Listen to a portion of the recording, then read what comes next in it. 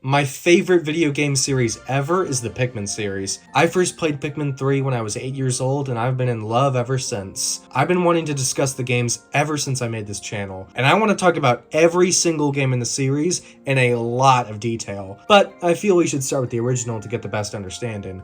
Plus, some of you might not be familiar with Pikmin, so this is the perfect place to start. I have a lot to say, so let's just jump on into it. Now, what is Pikmin? Pikmin is a real-time strategy game released in 2001 on the GameCube. It has since been remastered for the Wii and Switch, but we'll get to those versions later in the video. For now, I'm playing it on the GameCube to experience Pikmin in its purest form. The game begins with Olimar, the delivery driver returning home after a journey for his business, Hakatate Freight. And I know, Palutena pronounces it Hokatate, but no one else pronounces it like that. Everyone I know pronounces it Hakatate. Anyway, Olimar got distracted by how to pronounce his company name and ran into an asteroid and went crashing down on the uninhabited planet of PNF 404. When Olimar wakes up from the crash, he learns that 30 of the parts from his ship went flying off, and without them, he cannot leave the planet. With only 30 days of air for him to breathe, he must act fast. After stumbling around the area he crashed, he finds a strange thing shoot out a seed, which grows a sprout quickly. He plucks the sprout and out comes a red Pikmin. So, what is a Pikmin? These little guys are key to the game.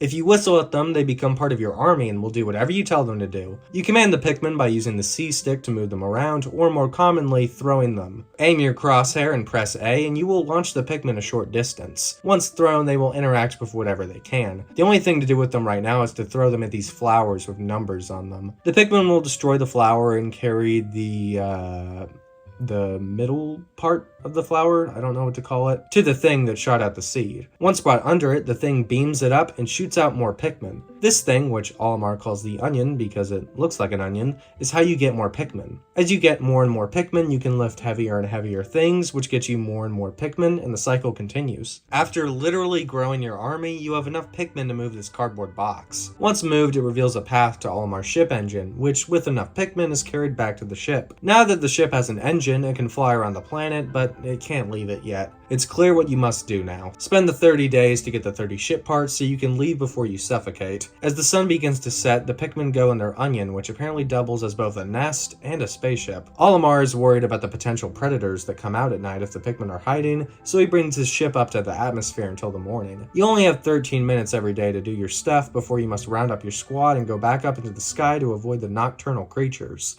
On the second day, we leave the impact site to a new area known as the Forest of Hope. This area introduces many of the other features you must learn to traverse this game. These walls Pikmin can destroy, water the red Pikmin drown in, and the biggest thing, the enemies. The planet is filled with many different alien creatures that are predators of the Pikmin. While they can hurt you and your Pikmin, you of course can fight back. Once a Pikmin is thrown at an enemy, it will latch on it and start whacking the creature. Once an enemy is killed, it can be brought back to the onion and grown into more Pikmin, just like the flowers. It's the circle of life. The first enemy we run into is the red Bulborb and the red dwarf Bulborbs. These remain as the most iconic Pikmin enemies, even being on the box art. Okay, so I know what you're thinking. Since groups of dwarf Bulborbs are found near red Bulborbs, the dwarf Bulborbs must be the babies of the Bulborbs. But no, these two creatures, despite being identical, are part of completely different biological families. These are both part of the Bulborb family, so are these, and even these, but not these. Anyway, we kill the creatures, collect a ship part, knock down a wall, and we discover a yellow onion. I think I know where this is going. The yellow onion shoots out, as you would probably guess, a yellow Pikmin. This one with big ears. We learned that different colored Pikmin have different strengths and weaknesses. The red Pikmin are fireproof and are better at combat thanks to their sharp noses. On the other hand, yellow Pikmin can be thrown over higher distances, as well as the ability to hold and throw bombs. It's weird because these days yellow Pikmin are known for their resistance to electricity, but electricity wasn't introduced until the sequel. Even stranger is this is the only game where bombs are exclusive to a certain type of Pikmin. They would either be thrown by any type of Pikmin, yourself, or even nobody. Anyway, the bombs can be used to destroy stone walls or to damage enemies. The game is generous with how many bombs you can get, so you'll probably have some extra to experiment with. Be careful though, bombs can hurt you and your Pikmin if used sloppily. As you go through the Forest of Hope growing Pikmin, you'll learn that you can only have 100 Pikmin on the field. This is clearly because the console could only handle so many Pikmin at one time, but this limitation is a welcome feature. If you had thousands of Pikmin out at one time, you could breeze through areas with ease, but could also kill hundreds in one swoop. So sticking with 100 makes it more of a strategic choice, opposed to everybody out at once, guns blazing. Keep the Pikmin you aren't using safe while the ones you need are on your team. On the subject of Pikmin mechanics, there is a flaw when it comes to your army. Switching between the Pikmin types is so tedious. You must press X to dismiss all your Pikmin and then whistle the type you want. But when you dismiss them, they're on their own and might start doing something you don't want them to. It can also be hard whistling only the color you want when they're all standing so close together. This is my biggest problem with the game. With a game based on strategy and efficiency, it's so annoying how hard it is to simply pick your men. The sequel has introduced the ability to switch between Pikmin with a single button press, which can make coming back to this game quite difficult. Luckily, this new mechanic was put into the Wii and Switch versions of Pikmin, so if that sounds too annoying to bear, try one of these versions. More information about them later in the video. Before we leave the Forest of Hope, there are a few more ship parts we can get. We face our first boss with a burrowing snagret, a bird that pops out of the ground with its snake-like body. Attack its white head enough, and it will die, but make sure to keep your Pikmin out of pecking range. There are 3 snagrets. One, once killed, drops a ship part, and the other just contain pellets. The ship part it drops is the Geiger counter, which, as you probably know, in real life, Geiger counters are used to measure radiation. And the little thing is going off hard, so I guess PNF 404 is crazy radioactive. That could explain why Olimar can't breathe the air on the planet. We get a few more ship parts, that being the shock absorber, the whimsical radar, the extraordinary bolt, and the Nova blaster. Okay, Olimar, calm down, it's just a screw. There are a few more ship parts we need, but a lot of them involve bodies of water, and Pikmin drown if they are even knee-deep in water. If only we had a Pikmin that could swim.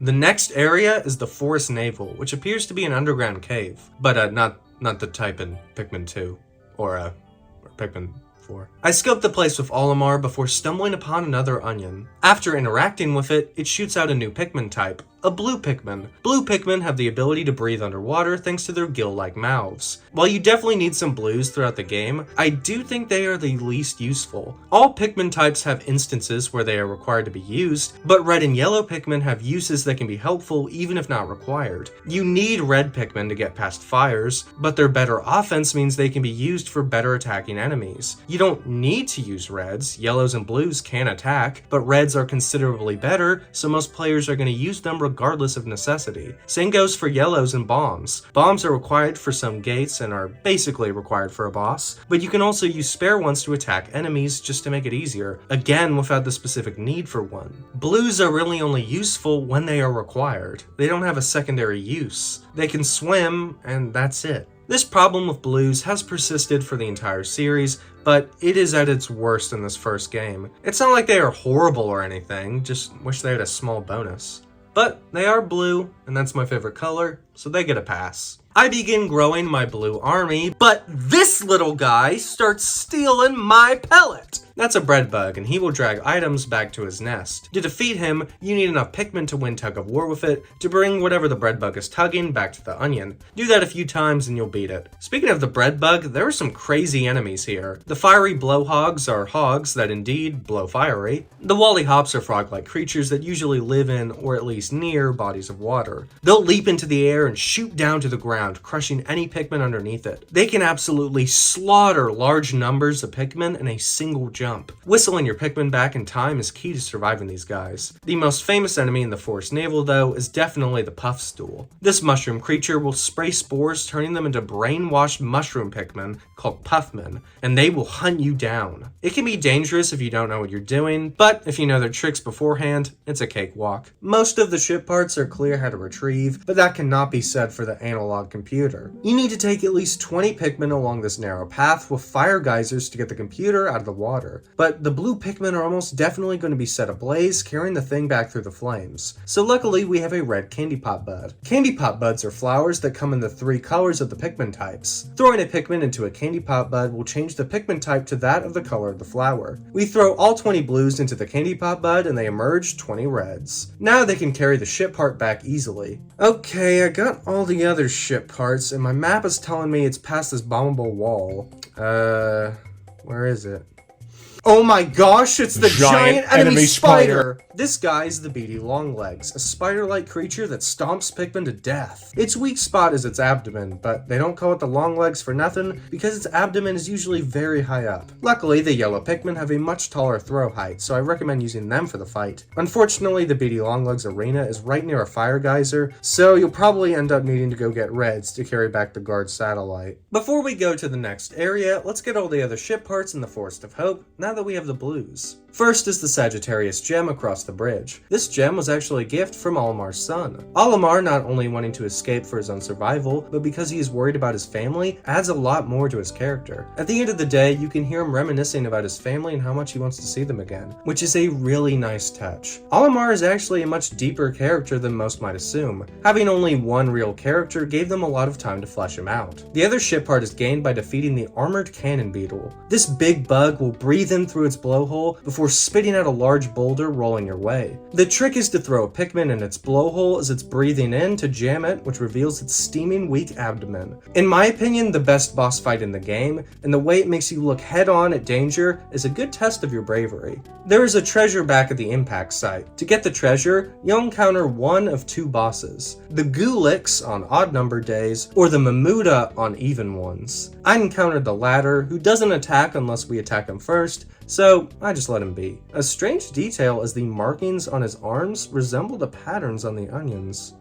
Odd. The creature we really care about is this pearly clam clamp, which is holding the ship part in its mouth. You attack the inside of his mouth bit by bit while whistling the Pikmin away before he chomps down. This can be tricky getting the timing down, but that's what makes it fun to begin with. We move on to the next area, the Distant Spring, which is a marshy pond with lots of water. This place is filled with all sorts of dangerous creatures. The bull bears are more powerful bulborbs with pulsating spots that, fun fact, continue to fluctuate even when the game is paused.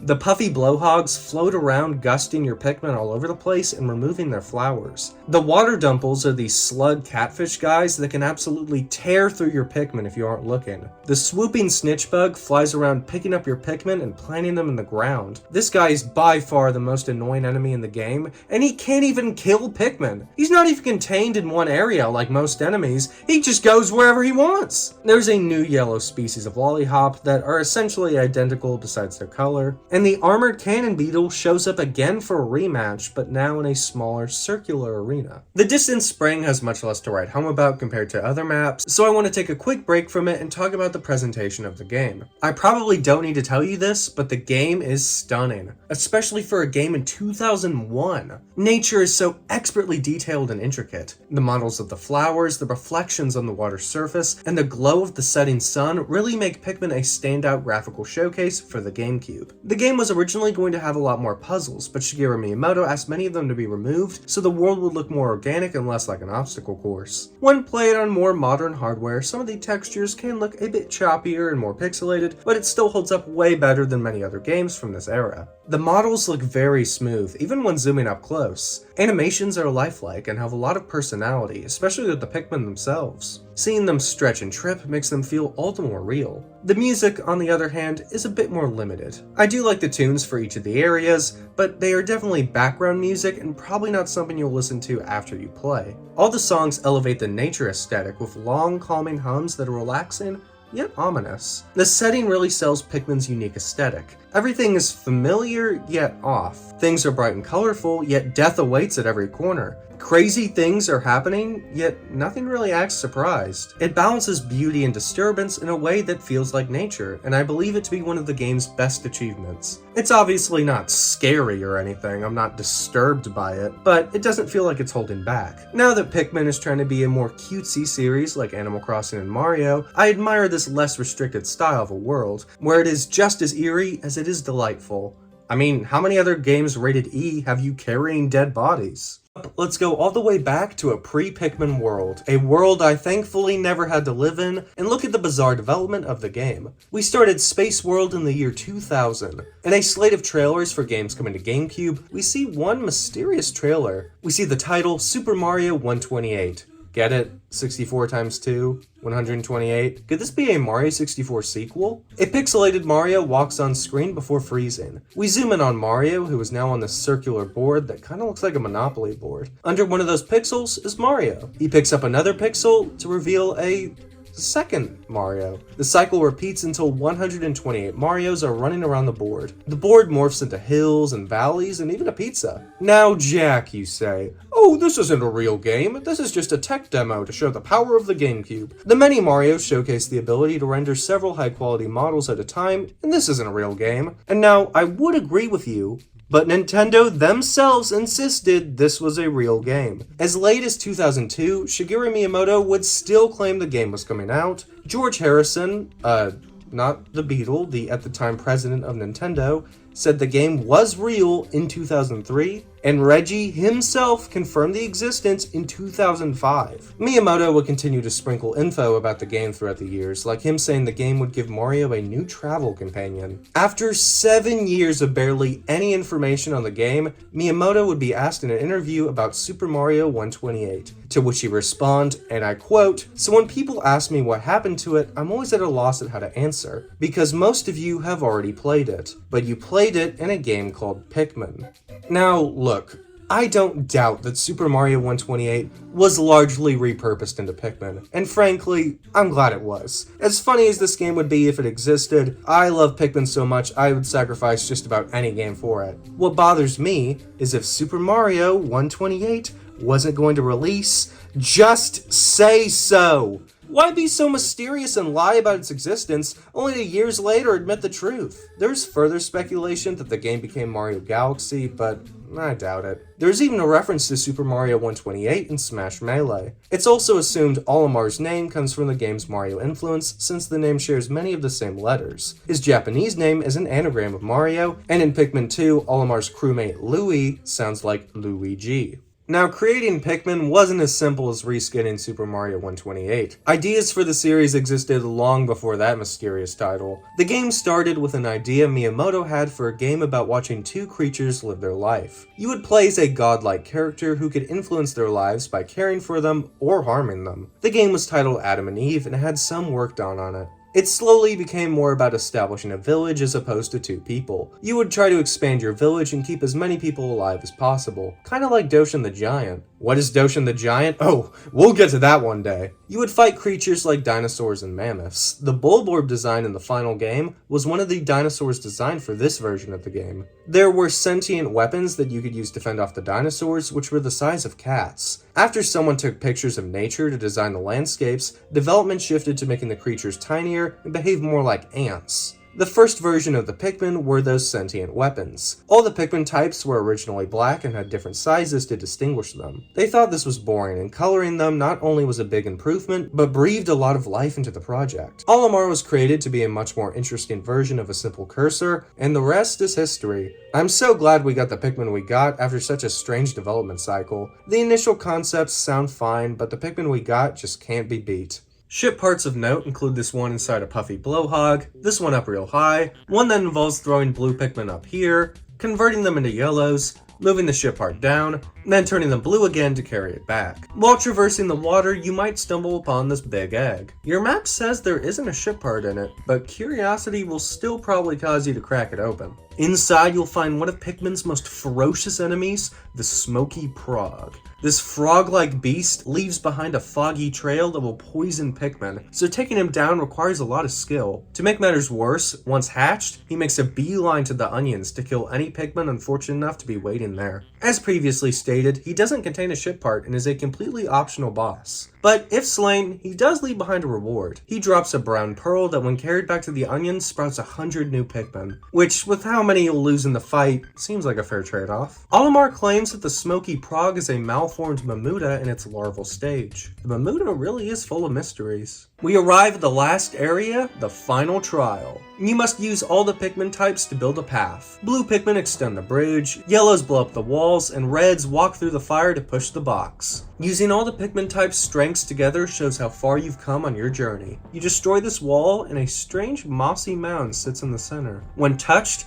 out pops the game's final boss, the Emperor Bulblax, arguably the most powerful and dangerous member of the Bulborb family. He is an absolute beast. He can roar your Pikmin away, lick them up with his tongue, and jump super high to crush them on impact. You can throw a Pikmin on his face, but he can shake them off with ease. The strategy involves using bombs. Before he licks his big tongue around, place a bomb in the vicinity. If he swallows it, he will be stunned, giving you time to whack away at his face. If he eats the Pikmin while it's holding the bomb, he will be stunned for a short amount of time. But if it's just the bomb, he will be stunned for longer. For me, the real challenge is hiding your reds on the walled off save parts and whistling them really fast over when needed. I always accidentally waste my bombs because the game decides what type I throw. Eventually, you kill the Emperor Bulblax and get the final treasure, the secret safe, which is Olimar's giant piggy bank. You should probably keep that somewhere else. That's like if you just had your life savings in your pockets at all times. And that brings us to the 3 endings of the game. The good ending involves you collecting all 30 ship parts within 30 days. The Pikmin watch Olimar blast off one last time. Until he came back like 4 more times. We see that the Pikmin didn't just help Olimar, but he helped them. Thanks to Olimar, the Pikmin have learned to fight for themselves and might just survive as a species. As the SS Dolphin leaves the atmosphere, we see more onions fly by him. But they aren't red, blue, and yellow. They are pink, black, purple, light blue, green, and orange. There are even more Pikmin types to discover, most of which we'll meet in the sequels. After the credits roll, we are treated to a video showcasing all the enemies of the game, along with small facts about them. You might notice many of the enemies are in the wrong spots, which I guess the videos were taken in the challenge maps or in a beta version of the game. The burrowing Snagrit's bio says its blue hide distinguishes it from the burrowing Snarrow. What is the burrowing Snarrow? Despite being mentioned in all mainline Pikmin games, we've never seen one yet. Odd. Some people suggest that the Snagrit with a white body seen in pre-release footage could be the Snarrow. After that, we get one final The End screen and the game concludes. But if there is a good ending, surely there is a bad. In the bad ending, we see Olimar attempting to leave his ship, but it explodes mid-flight. The Pikmin carry his body back to the Onion before sprouting out an Olimar-Pikmin hybrid. Unfortunately, the Pikmin aren't able to pluck him out, so I guess this is his final resting place. But that's not all. There is one more ending, the neutral ending. Despite there being 30 ship parts, only 25 are essential to beat the game. The Nova Blaster, Space Float, Massage Machine, UV Lamp, and even the final ship part, the Secret Safe, are all optional. If you only get the required 25, Olimar just sort of leaves in the middle of the night, without even saying goodbye to the Pikmin. Not really worth getting if you haven't seen it. Now that you've gotten all 30 ship parts, there's a whole other mode beyond the main campaign, that being the challenge mode. In this mode, you are tasked with growing as many Pikmin as you can within a time limit. All the maps are remixed versions of the 5 areas. There is way more pellets and different enemies to make growing your army even more efficient. I wasn't super familiar with this mode until I tried it out for this video, and I found it to be quite fun. It's so satisfying demolishing everything in sight to watch that Pikmin counter go up. If I had to guess why this mode is so unpopular, I would have to guess that Pikmin 2, and especially 3, outshine it in its challenge mode, and versus mode, which Pikmin 1 doesn't even have. While Pikmin 1's challenge mode is weaker than some of its successors, I think it is still worth a try. That's Pikmin on the GameCube. But what about the Wii and Switch versions? Are they any better? New Play Control! Pikmin was released in 2009, and was part of the New Play Control line of games, which were GameCube games with added motion controls and widescreen for the Wii. The game now uses the Wii Remote and Nunchuck, with the pointer being used to aim. It feels very natural, like Pikmin was made for this control style, and many people consider it the best way to play the game. There are some slight issues, like when throwing Pikmin in succession, you're bound to fiddle with the aim when mashing the button.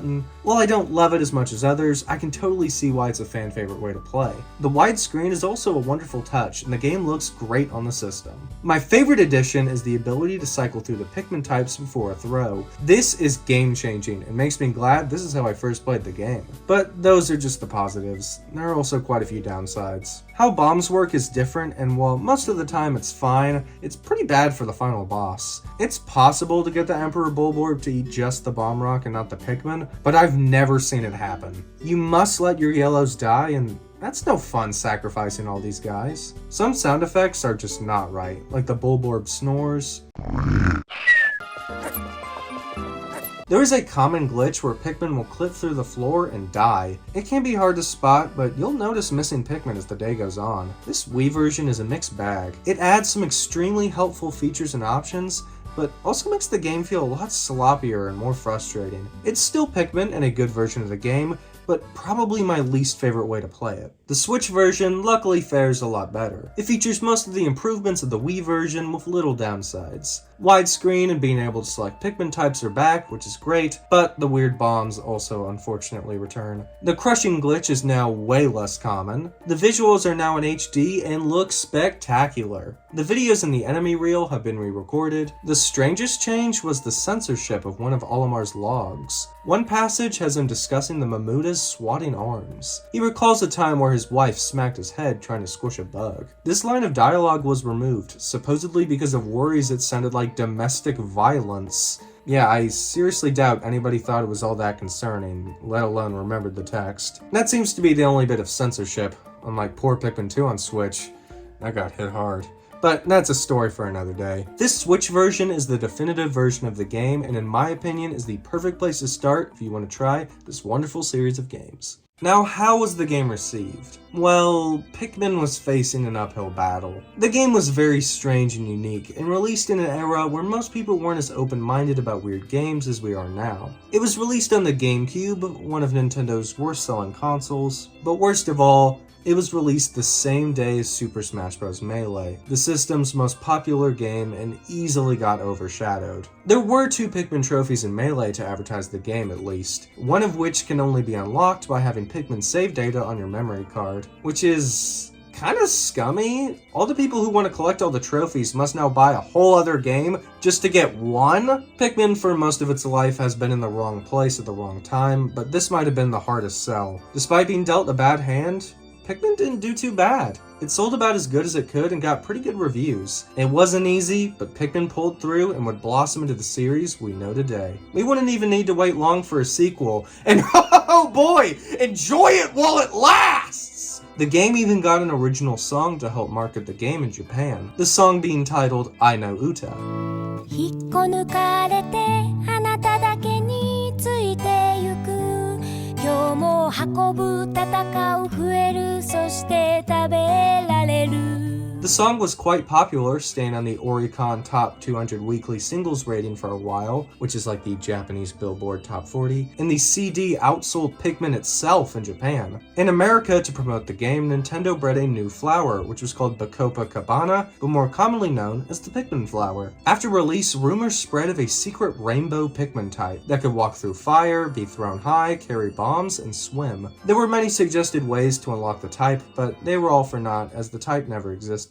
If it wasn't clear by just how long I talked about it, I love Pikmin. I heavily recommend the game. It's something that might look strange from afar, but the moment you start playing, it will all click into place. The 30-day time limit can sound stressful, but getting one ship part a day is a nice goal to set for yourself. And hey, if you get more than one, you just gained a free day. Trust me, if 13-year-old me can beat it, you probably can. While the game can be a little short and has some frustrating features, its addictive gameplay, gorgeous graphics, unique creature design, and alien world make it all worth it. Pikmin just has this atmosphere and vibe that is unlike anything I've ever seen. It is gameplay so simple, it involves so much strategy. The series hasn't had luck in its favor for a long time, but it was the worst just starting out. From a bizarre development cycle, a failed system, a weird premise, and a cramped release date, the odds were not in its favor. But by gosh, Pikmin pulled through because there was so much creativity and passion put into this game. From the smallest Pikmin twitch to the roar of a burrowing Snagrit, ingenuity and care was found at every corner. I think it's clear to see why this sprouted into my favorite game series of all time.